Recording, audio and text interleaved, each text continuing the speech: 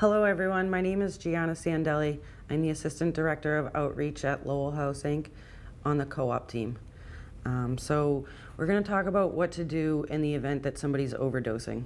If you suspect that somebody may be in an overdose, let's say their name is John, you would go over to the individual and start yelling their name pretty loudly, just, hey John, wake up, wake up, wake up. If the individual does not make any noise, doesn't seem like they're waking up, you can grab them by the shoulders and kind of like shake them, yell their name. If they make any type of noise whatsoever, if they move, if they respond to their name, they're not likely in an overdose. They might just really be heavily under the influence. If they do not respond to either their name or being shaked, you're going to want to do what's called a sternum rub. So you're going to take your middle finger and stick it out like this and go right into their chest and just dig really hard. You might cause bruising, it's okay. You want to cause pain. You want a little bit of a pain stimulation to occur so that pain may bring the person out of a deep nod. If they do not respond to the pain, they're most likely in an overdose. So what you're going to want to do then is call 911. You want to call 911 first before you do anything else so that the emergency personnel are on their way. Then if you have Narcan in the home, you're going to want to, or wherever you are, you're going to want to get the Narcan. This type of Narcan is fairly simple to use. You would peel the back and stick this part right here in the individual's nose and just push right here like a nasal spray. You don't have to do in both nostrils with this type of Narcan. You can just do the one side, either one, doesn't matter.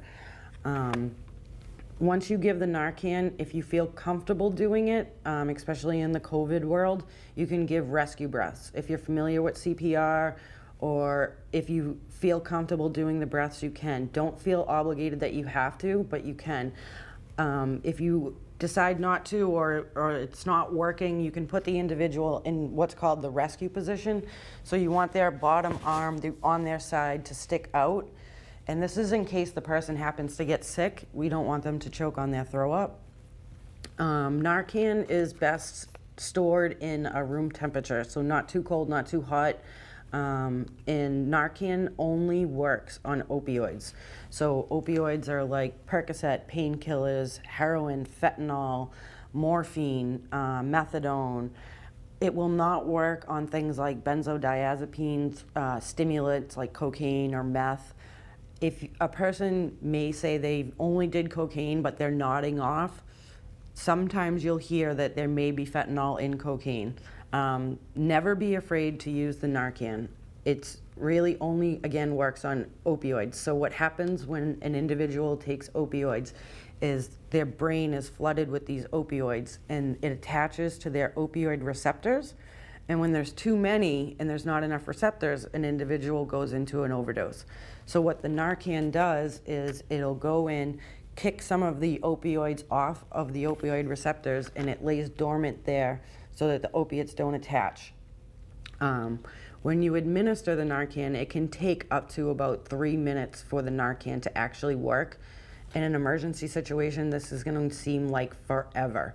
Don't feel like you have to keep giving the person Narcan. It can take up to a full 3 minutes. If they still aren't awake, feel free to use another dose. Again, never be afraid to use it. I could give this to myself right now and nothing bad will happen to me. It literally only works on opioids. So when if the person is coming out of the overdose, emergency personnel are hopefully there, it's very important to get the individual to the hospital. Narcan only works for about 30 to 90 minutes, and when it wears off, those opioids are still in your brain and they can reattach to the receptors and the person can go into another overdose. So real quick again, you check for an overdose, the person's not making any noise, not responding, call 911, give them Narcan, rescue breaths if you're comfortable, and then on their side, so in case they get sick, they don't choke on their throw up. If anyone's interested in any Narcan or naloxone trainings, would you like to carry it yourself? You can contact your local resources. There will be a slide at the end of this presentation that will have resources available to you that you can reach out, or you can call myself, Gianna Sandelli, at 978-735-3228. Thank you.